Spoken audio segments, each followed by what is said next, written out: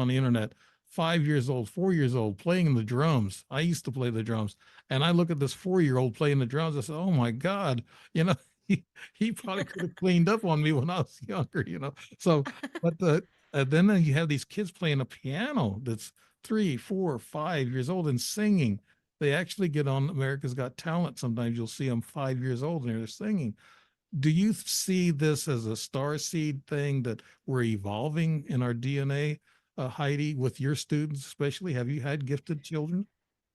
I'd like to say each of them have their own special gift, and it's in their own way, and I do think we're evolving because I think the parents are evolving.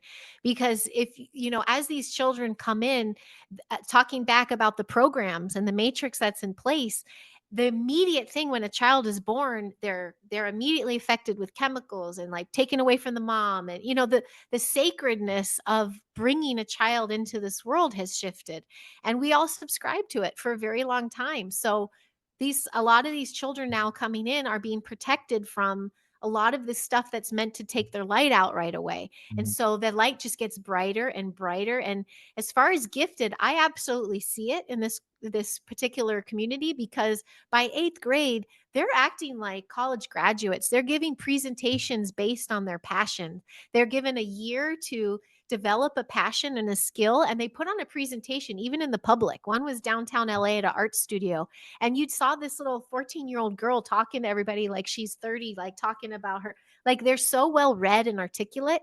And I realized, because we're not teaching them, we're like mentoring them. We're just bringing up what's really good in them and empowering them. I even have a boy that's considered autistic, very severely autistic, can barely write his name, can barely make eye contact at the beginning of the year.